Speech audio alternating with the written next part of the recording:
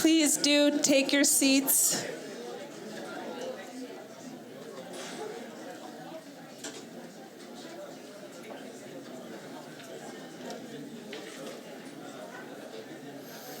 So we'll just get started in the interest of time. For this discussion, Global Advocacy Against the Chinese Communist Party, Prospects and Challenges, we have a wonderful panel.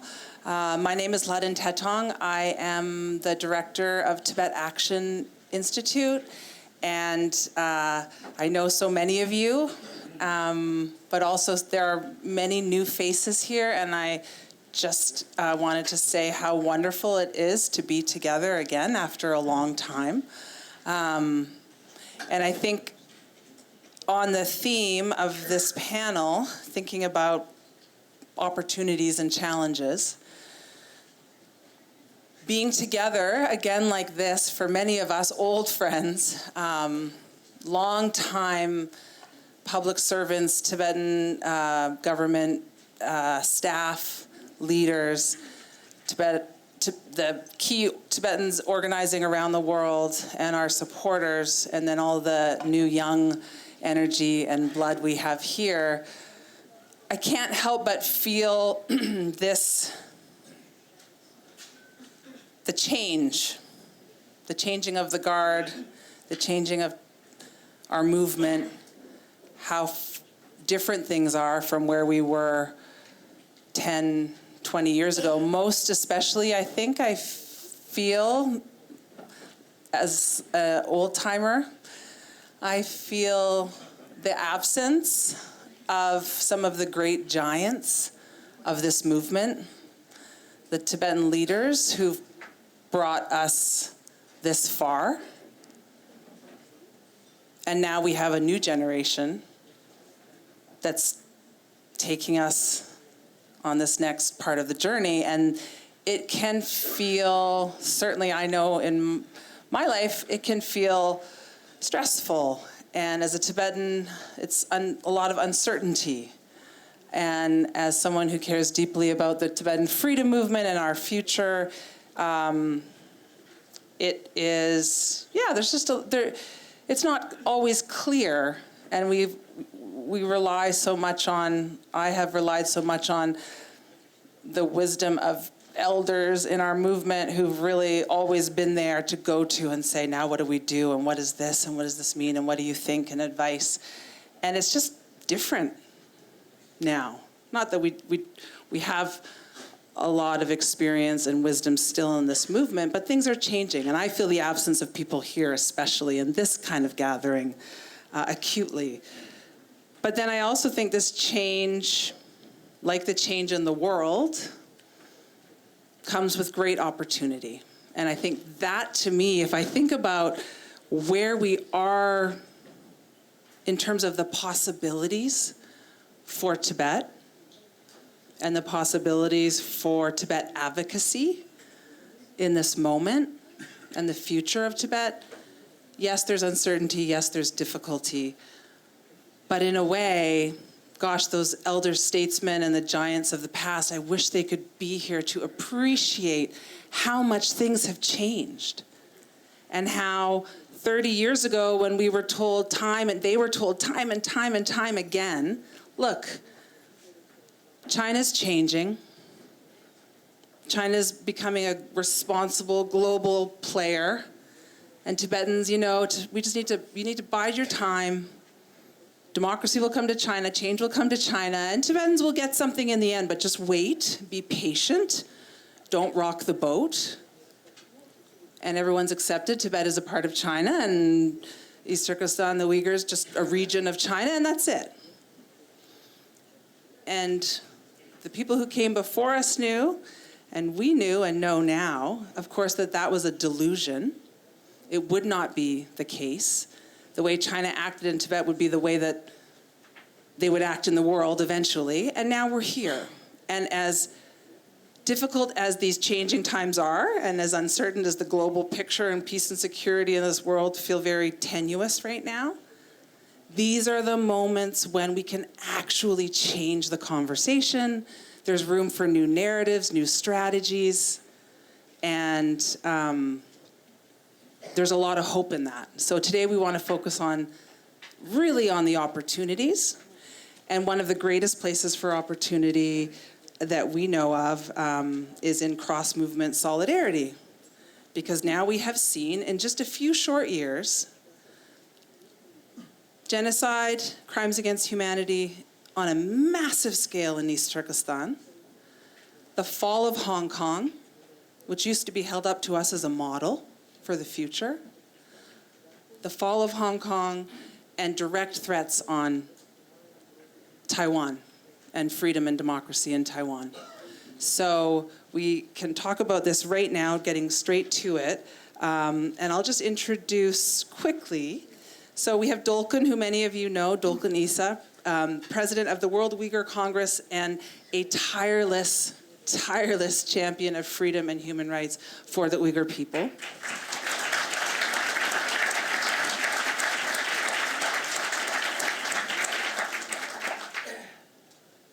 Joey, who many of you will know, but is a newer face in our world, but that is because she was very recently a student leader in Hong Kong, very much involved in organizing the protests in 2019. She had to flee in 2020 because of threats and, her safety and her work, her ability to work being completely in jeopardy. And now even as she works at the National Democratic Institute in the U.S., NDI, and she's co-founded and done incredible work with Hong Kong, different Hong Kong groups. Now even the Chinese government has put a bounty on Joey along with other very effective Hong Kong activists, 1 million Hong Kong dollars, and a direct threat to her even in the free world. So we're honored to have Joey here with us as well.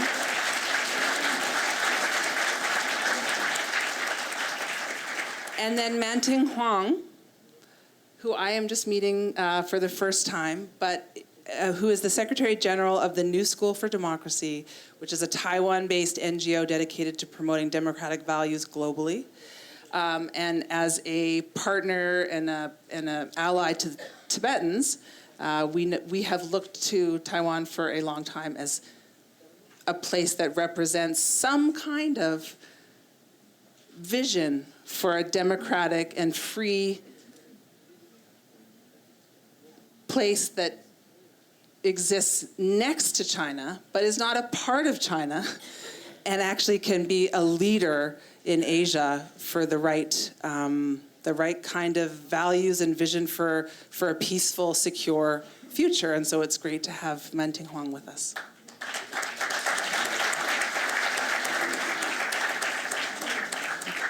Dolkun's going to start. Work? Is work? Okay. Well, good afternoon, everyone. This morning is a wonderful panel, and I hope everyone enjoy lunch.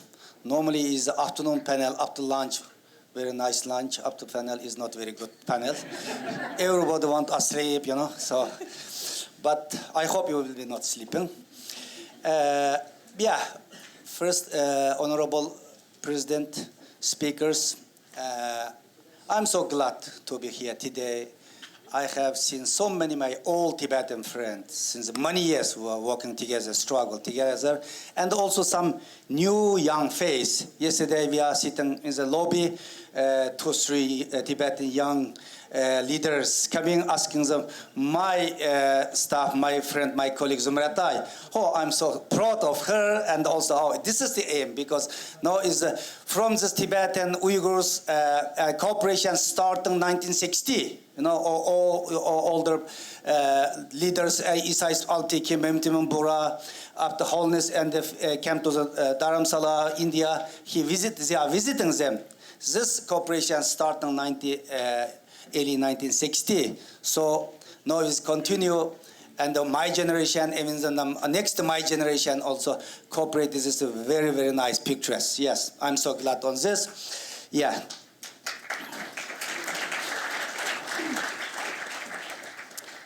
And I also see, as I say, so many my good friend here. My good friend Huang is here from Brussels. If I go everywhere, I'm doing the global advocacy work time to time. Where I am going, one of the important places I visit in Tibetan host a Tibetan representative. So Barcelona, for example, and when I was global source advocacy last year June, I visiting and my delegation visiting also Tibetan host in Brazil, very, very good hosted for us. So I'm so glad I see so many friends here. Mandy is here, so good supporter. We have long time friends, and many, many Tenzin is here, you know. Yeah, Tenzin, I'm sent to, and the Pema, so many Pema friends, yes. Thank you, yeah. So, and most of you know so what's happening today for the Uyghurs in Turkestan.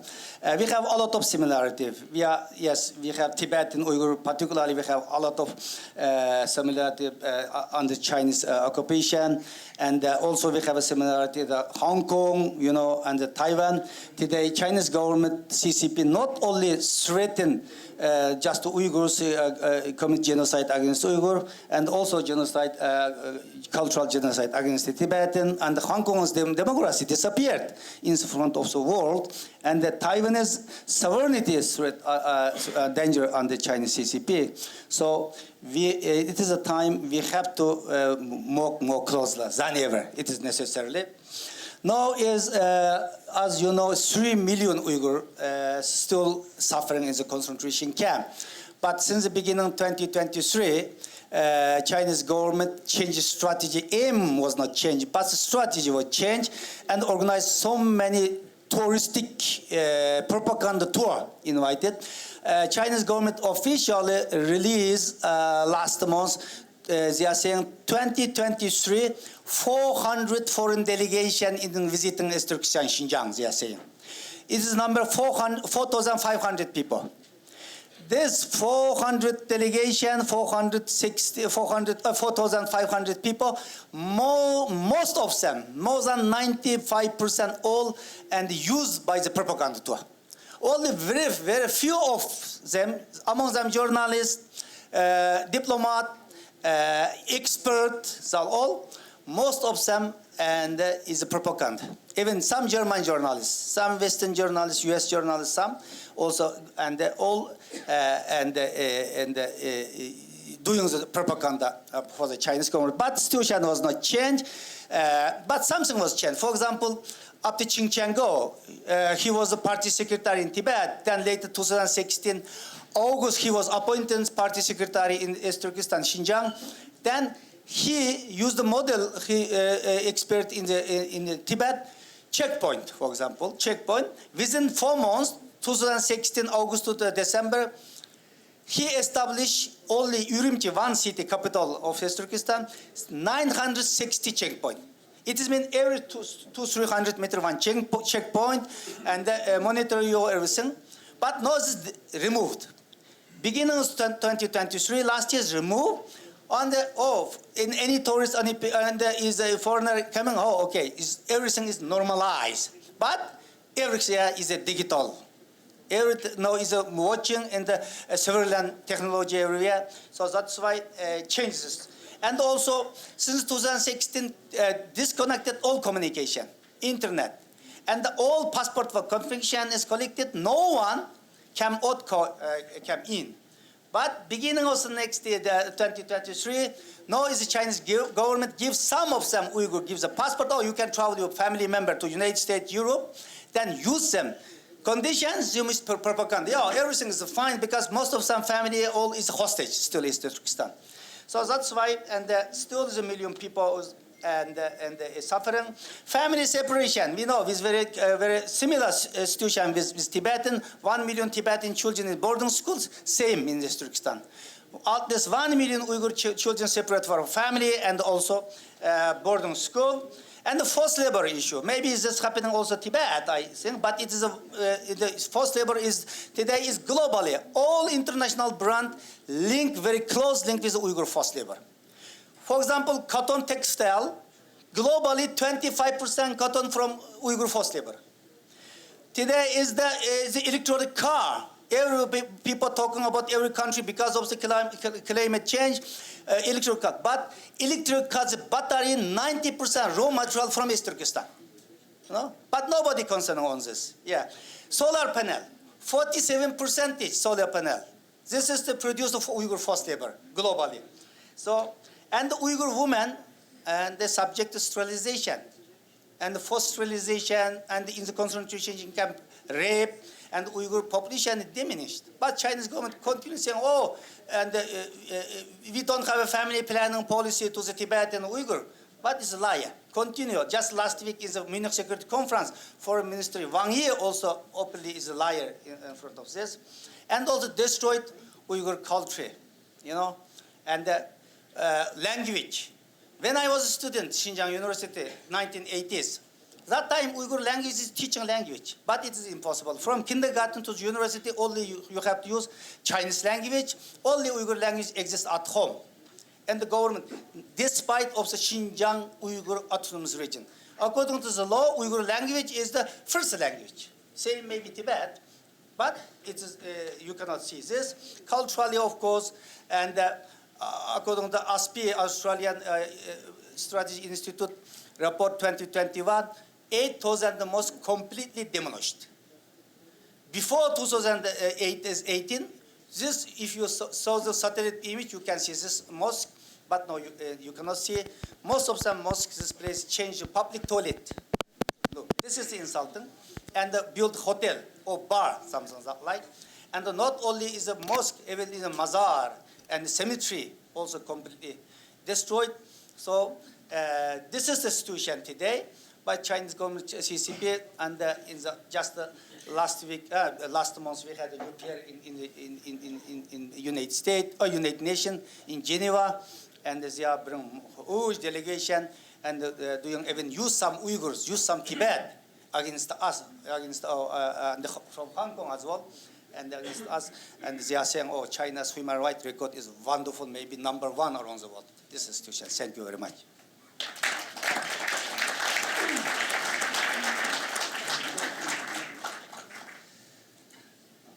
Manting, do you want to go next?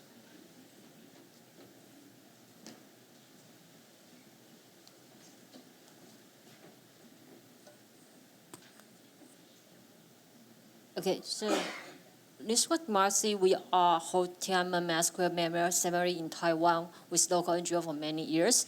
And we are also invite many Hong Kongers, Tibetan, East Turkestan people to join the memorial because we believe we are all influenced by CCP, so we should stand together to be an alliance together to be strong. And I want to share 2 examples about Taiwan society face China influence challenge reaction. One is that I know many of you already know the Pillar of Shame. Pillar of Shame be destroyed 2 years ago in Hong Kong, and when this happened, Taiwan, NSD organization, we try to ask the Taiwan society together to co-founding to rebuild it in Taiwan, and when the Hong Kong authority they answer to the media about if anyone to give us funding to rebuild it, the people who join the program will be asked us about the national security law. And after the news press in Taiwan, many people immediately to join the program, and that's the co-founding amount to finish it. So we displayed in Tiananmen Square Memory event in Taiwan. And you can see the original one in the left is our finished one, but the right one with black is because have one guy purpose to painting it in the extension last day. And the guys be arrested and be sent to the jail for 4 months. And in the Taiwan police immigration report say the guy who tried to destroy this one is being audited by a group. The group is being found. They believe about the group is funded by the CCP group in Taiwan. So you can see the Taiwan society, civil society are very actively about when something happening in Hong Kong or in anywhere be influenced by Chinese, by CCP. We will very focus on, and we will ignore about that. And our Taiwan society, Taiwan authorities also take serious about what's happening. CCP influence Taiwan, and we take action. So it's happening. And it's also mentioned, it's a very simple example, but also we can mention about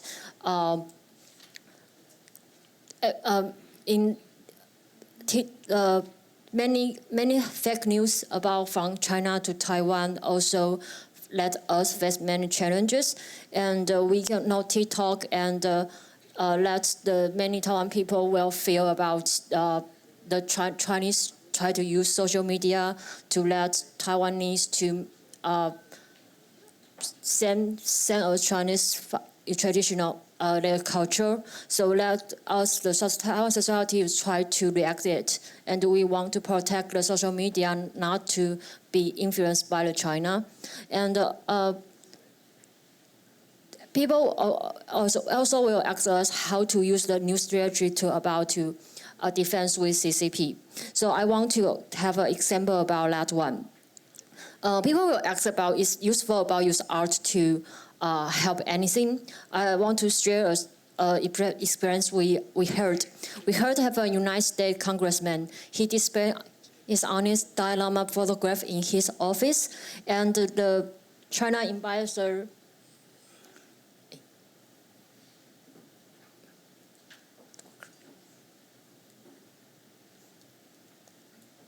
The China ambassador go to his office and ask him to remove the photograph. And the ambassador tell the congressman tell the ambassador say, yes, I can remove it after Dalai Lama go back home.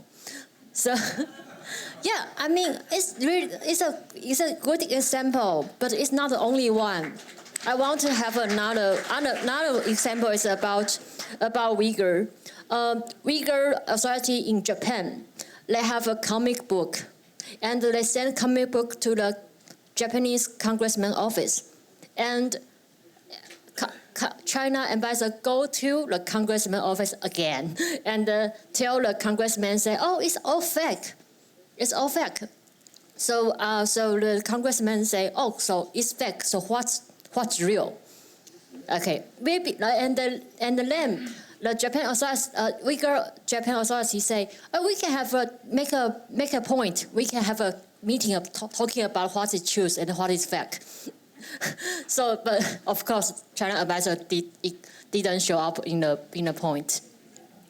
So that's about it's a very. So that's also I want to mention about the student for Free Tibet Taiwan and Human Rights Network for Tibet. Is also have a caption in Taiwan and let more Taiwanese to understand about Tibetan culture. And the Xiaolong, the artist Xiaolong is also bring some of the exhibition. Oh yeah, did he? Okay, also bring some this painting to here today, and he will also have more share about tonight at 8 o'clock. But I want to say is it's very important about Taiwan keep safety in Asia, and we are glad we all have new president, and but we are no understanding it's not very easy for, because before election China used many ways to want to stop it or to want to destroy it, but we keep it. Yeah, and we are victory. And we are very proud of it, but I also want to thank you for everyone to support Taiwan. Yes, and Taiwan support Tibet. If possible, I want to invite everyone together to have a pose together and take a photograph, because in many years ago, Taiwan have a movement called T for Tibet, like this one. Yeah. And T is for Tibet and T also for Taiwan. So here have almost 200 people is for Tibet. I think all of it also for Taiwan together, right? Yeah? So can we get together about this one and I take a big photo together, okay?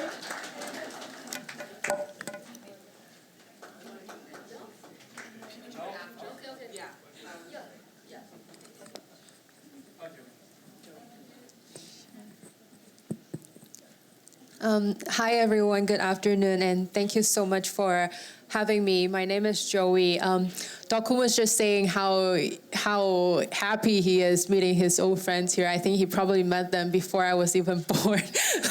So, just a joke too. So Lhadon said, as Lhadon have introduced, I was a student activist back in Hong Kong, organizing a lot of the demonstrations and protests during our pro-democracy movement. And then in late 2020, because of constant state-sponsored harassment and also threats, I have to flee Hong Kong and have settled down in Washington, D.C. in the U.S. And to be very honest, that was a really, really tough time for me, and then also a lot of other young people, old people within my community.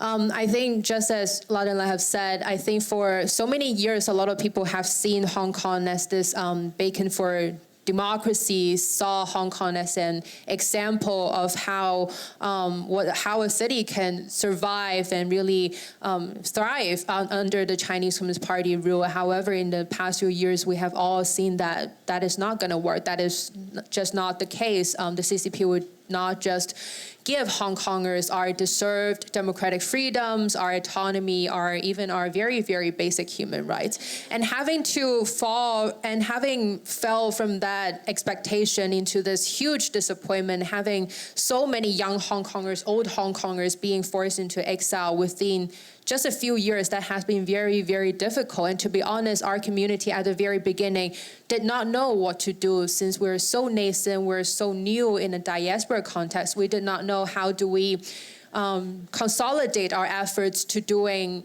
effective and strategic advocacy on the international level. We did not know how do we organize our diaspora community. We did not know how do we continue to connect our grassroots members who are now scattered all across the world, in the US, in Canada, in Taiwan, in so many places, so many corners.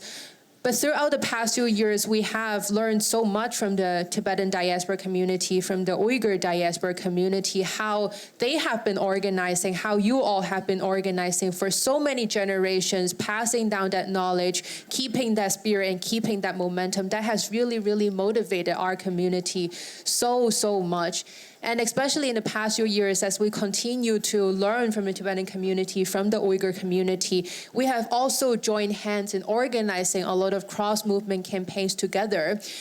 2 years ago, we have came together, all of us, especially the younger activists in our community, to work on this campaign, the No Beijing 2022 campaign, where we have organized really countless protests and demonstrations in front of the Chinese embassies all across the world, in front of CBC, BBC, in front of Mars, and so many companies, and then eventually having so many democratic countries listening to us and actually influencing them to commit to a diplomatic boycott, and encouraging so many people all across the world to finally pay attention to Tibet, to East Turkestan, to Hong Kong, to Taiwan, and to the Chinese Communist Party's human rights atrocity committed against our people. And then we have worked together on advocating for international attention and international action on countering the Chinese Communist Party's transnational repression, their use of Uyghur forced labor, their oppression and continuous crackdown, the organizing of colonial boarding schools in Tibet, in East Turkestan, in southern Mongolia, their eradication of the Tibetan language, the Uyghur language, and eventually Cantonese inside of Hong Kong. Our communities have came together and really proved to the world and to our communities that when we come together, when we organize together, when we join hands together, we really are stronger and we really are creating this impact that the democracy, that the democratic world and the Chinese Communist Party cannot ignore. So I think that was really something that is really beautiful and really valuable, a very, very great asset to all of our movements in the upcoming years in this very, very long fight, achieving freedom, democracy, and human rights for our people. Tibet is obviously a very, very important human rights issue, but I believe, as I see a lot of allies here, I believe this is also a very, very personal issue to you. There must have been personal experiences that have tied you so closely with the Tibetan freedom movement. For me, when I was forced into exile, I was only 21 years old, and that was when I had to cut my contact with all of my family members, my friends back home, and that was a really, really depressing time. But then my Tibetan friends in Washington, D.C., they are the first one who reached out to me and gave me a family in Washington, D.C. And that was really something that encouraged, I'm going to cry. That was really something that supported me and motivated me to continue my advocacy overseas for Hong Kong, but also for all of our communities. So with that, I think in this very long journey of fighting against the Chinese Communist Party, to be honest, we all know that this is going to be a very, very hard, very rocky, very long path to achieving freedom. But I think this is the cross-movement solidarity that we have, the connection that we have with each other is really something that gives us hope and encourages us to continue to stand shoulder to shoulder, to be with each other hand in hand eventually until we see that day of freedom for our people. So looking forward to the discussion, and thank you again for having me.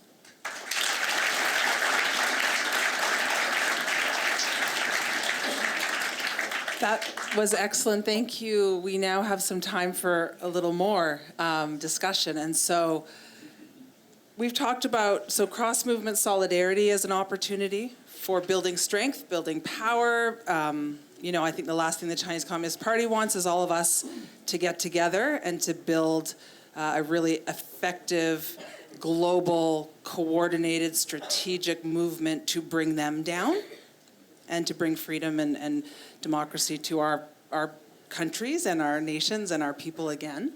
At the same time, we have immense challenges, transnational repression. I think Dolkun kind of hit on one, which is that with unchecked propaganda, disinformation, misinformation campaigns, the surveillance that China, the surveillance state that China has built that is so effective and so advanced, this can lead to, like it kind of was in Tibet, this sort of not just the silencing of our voices, but then the sort of erasing of our issue. And we felt that so acutely as Tibetans and Tibet supporters recently, because people actually really didn't know what was happening in Tibet. We know, but the news was not getting out and people were not getting in. And China has been so effective in silencing and shutting down all conversations on Tibet, to the point where people then say, we haven't heard much from Tibet. Is everything okay there? Is it as bad as it used to be? I mean, people really don't know. Well-meaning people, educated people don't know or didn't know. But there was a lot of focus and has been a lot of focus on East Turkestan. But now we're moving into this phase where effective propaganda, misinformation, disinformation, time, fatigue, and then how long before people are saying the same about the Uyghur situation in East Turkestan? Or how long before Hong Kong it's a question of whether things are normal there or not. So that obviously presents a huge challenge to us. Tibetans are, like always, the first to face these pressures in a way, to have these battles and to learn, and now we need to lead. And I wonder if maybe, Dolkun, you could talk a little bit about opportunities and challenges as you see them Sure, yes. And yes, before this, I would like to say is normally, is globally, being activist, being human rights activist is very challenging, not easy. Particularly being Uyghur activist and Tibet activist, Hong Kong activist, not easy, you know?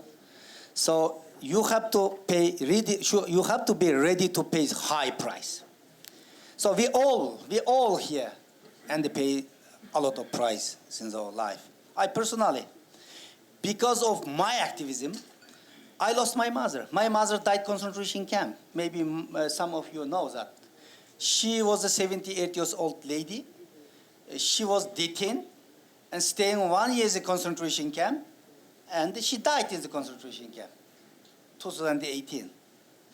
2020, my father passed away, but still I have no idea which circumstances he passed away, which months, before my mother, after my mother. This is 21st century, communication is not a problem at all, but it's a big, huge problem for us. I still have no idea, you know, where his cemetery is.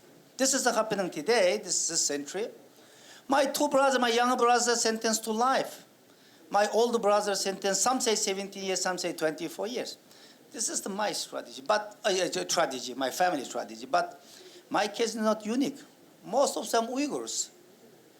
Definitely, I can say Tibetan activists also had the same problem. So it is very, very difficult. So we have to ready. That's why one of the challenge, it is difficult because China used all family members as a hostage. So 2019, 2018, some Uyghur young generation, young activists and user social media made testimony of them. But so all silenced, most of them silenced. She couldn't speak out because China used the transnational repression, it is power, so you have to silence, otherwise your family member will disappear. Then, okay. Then she couldn't dare to speak. Yeah, this is one challenge we are facing all the time. And the Chinese government misused international mechanism. Yes, Interpol, for example. I have 21 years red notes by the Interpol. I was detained so many country border. Even my own country. I'm German citizen despite. In Germany, Switzerland, Italy, you know. Today, and 2018, up to 21 years later, my Interpol was delayed. But still, I cannot travel a lot of country. I want to visit Dharamsala, I want to visit India, I cannot enter because still I have travel ban to India, you know. I studied Turkey master degree, I could not travel Turkey, even today, yes. And any Uyghur activist doing something, Chinese government immediately puts her name in the Interpol. One of the Uyghur activists now is the more than 2 years, Idris Hassan is in Morocco.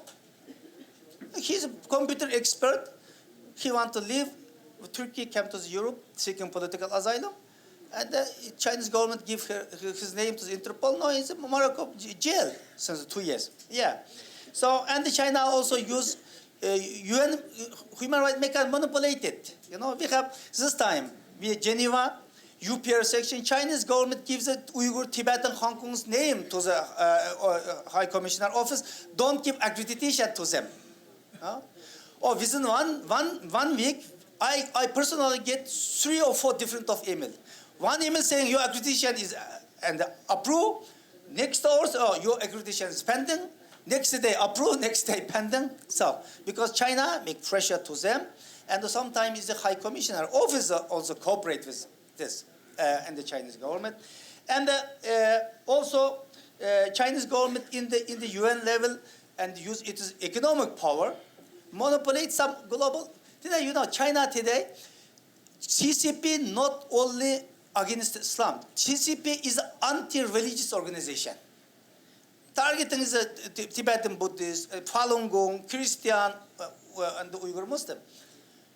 China, Xi Jinping very clearly mentioned Islam, particularly Islam, is ideological illness, disaster. It must be eradicated. But most of some Muslim world behind China.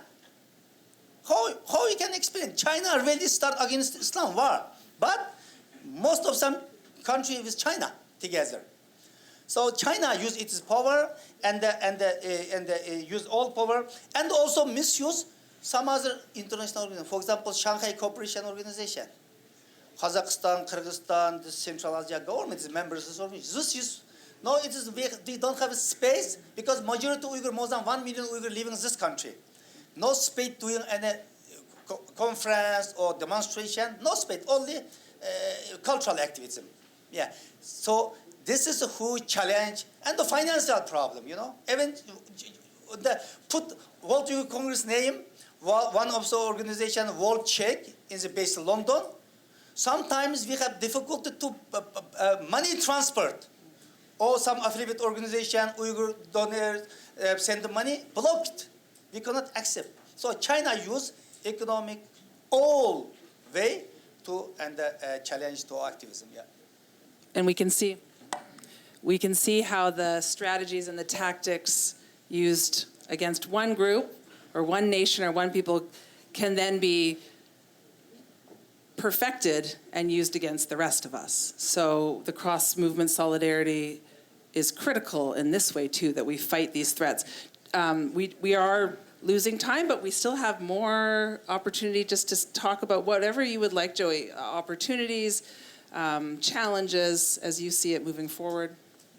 Sure. So I think obviously, as Dolkun have said, transnational repression definitely is a very huge challenge that all of our community is facing.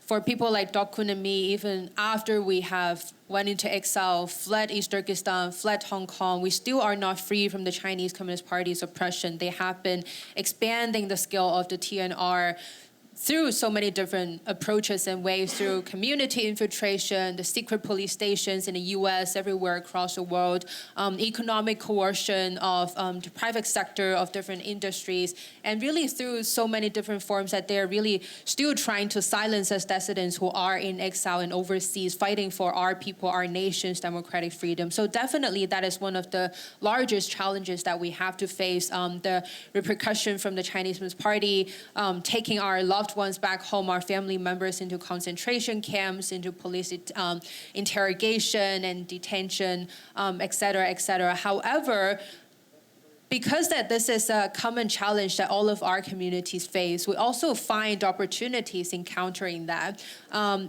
Just in the past few months, we have saw multiple hearings and press conferences organized by the U.S. Congress, the different committees on transnational repression against Hong Kongers, Tibetans, Uyghurs. We have seen them issuing bipartisan congressmen and bipartisan senators issuing statements, raising awareness on this issue, and through that we really are educating not just our community members, but then also other communities who are also facing the threats from the Chinese Communist Party and other authoritarian regimes of the threats of the TNR. And secondly, I think talking about the eradication of language and also our culture, that is definitely something our communities face in common as well, the eradication of the Tibetan language, of the Uyghur language, as our communities continue to be in exile, as our generations being born in exile, without even the possibility of opportunity to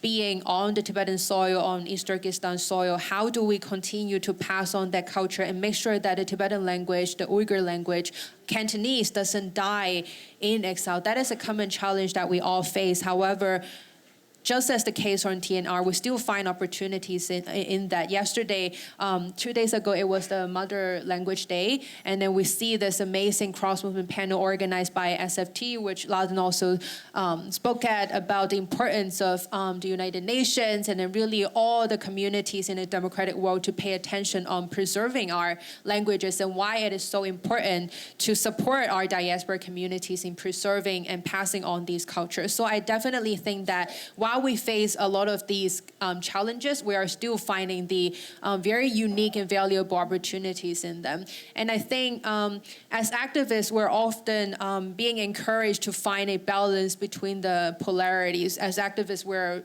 always encouraged to be strong so that people see us as a reliable leader. We're encouraged to be soft, so we are seen as empathetic leaders. We're encouraged to be secured, so our organization is under protection. But then at the same time, we have to be transparent so people know that we are credible. We're not a corrupted organization. And I think a lot of times as an individual, it is very, very hard for us to strike that balance. It is even hard for you to find all these people with all these different balancing qualities within an organization, within one community, to really complement each other and then to become this institution with the ability to do campaigns, to implement activities effectively. However, through the past few years, we have seen how our different communities, when we come together, we complement each other.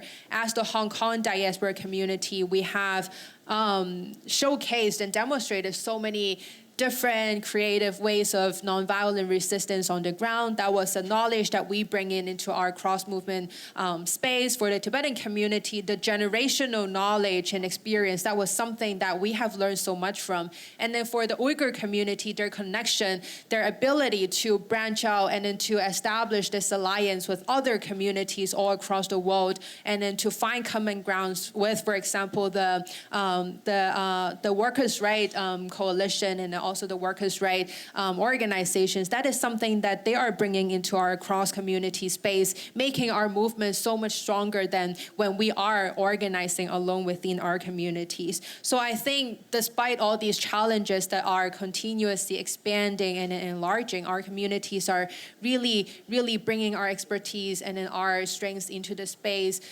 complementing each other, amplifying each other's impacts, making us, when we come together, this collective power so impactful and so effective. So yeah, that is definitely something, that is definitely a hope that I latch onto and a lot of Hong Kongers in our community latch onto. So yeah, with that, yeah, that was what I wanted to say.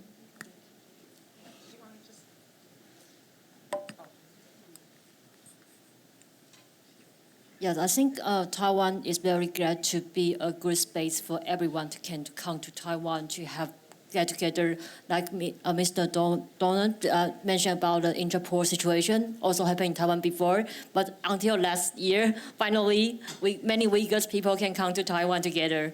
Yeah, so I mean, Taiwan is, many people say it's a final space about Asia democracy. But we think we will keep it, and we are very hopeful everyone can be a democracy everyone together. Just like Joey said, stand together, we are be stronger. Thank you.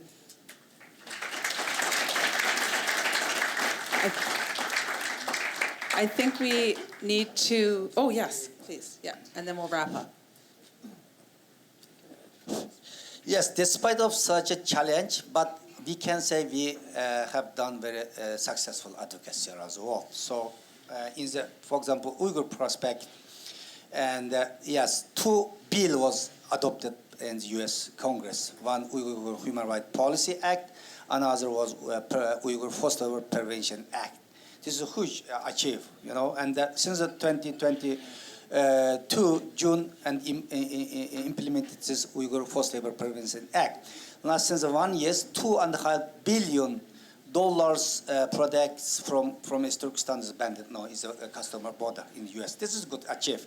We are doing the same things, and also we cooperate very closely. Cooperate since many years, and the Tibet and Hong Kong and Southern Mongolia, Tibet, together. For example, we are very successful campaign for Beijing Winter Olympic. You know, Winter Olympic. Yes, we call and diplomatic boycott. Quite a lot of leaders and the declared diplomatic boycott didn't attend the Beijing Olympic. This is the board. This is the good, huge achieve, we can say. So that we never lost our hope. We continue. And also, regarding Uyghur forced labor, just 2 weeks ago, BASF, one of the German huge medical chemical company, and they make announcement, leave from East Turkestan. This is the result of the international advocacy campaign. And now is Volkswagen. Since many years, no, we don't have a link any forced labor, but no, they have difficult position. They are maybe, and the next time is and soon we hope Volkswagen leave, close the factories in East Turkestan. So on the another example, Norwegian Norwegian petrol fund stop business with China. You know, this is in fact, and we also know is universal regarding the universal jurisdictions. We complain China to the Argentina court. Yeah, Argentina court. We complain and we sued UK customer border. So we will have a court hearing in May this year. So that's why we already achieved huge and huge achieved. So we never lost hope. Of course, China used all diplomatic power, economic power, disinformation, spent billion of dollars, use fake and the social media also, attack, discredit Uyghur activists, Uyghur organization, Tibet activists, Tibet organization, use very successful use. But despite all, we can say we can do, we have a lot of international alliance, we have a lot of international support, we have to continue our process. Thank you.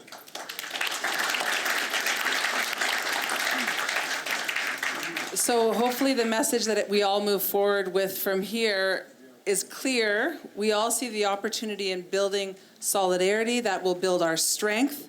I can see in the Tibetan movement, actually just internally, we have built a lot of solidarity and strength. We've regained a lot of ground. We've had leadership from the Tibetan government, from the CTA, from Sikyong Pembetsirinla, from all of the incredible DIR and other staff and the minister who have been working in concert with us, you know, as Tibet support groups and Tibet supporters to advocate on the global stage while we all play our roles. But somehow we've been effective working at every level in these last, I would say, year to two. And I feel a shift. And I think that shift is coming as we're seeing greater understanding about the true nature of the Chinese Communist Party.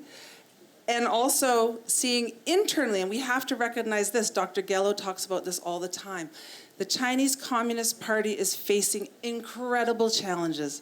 Internal division. Xi Jinping is facing serious threats to his power and control, though it's not clear to the outside world always. And I think their weakness is our opportunity. Their division is our opportunity. So we've got us building strength and taking advantage of their weakness in order to hasten democracy, freedom, human rights for our nations and our peoples. And I think that's our path forward.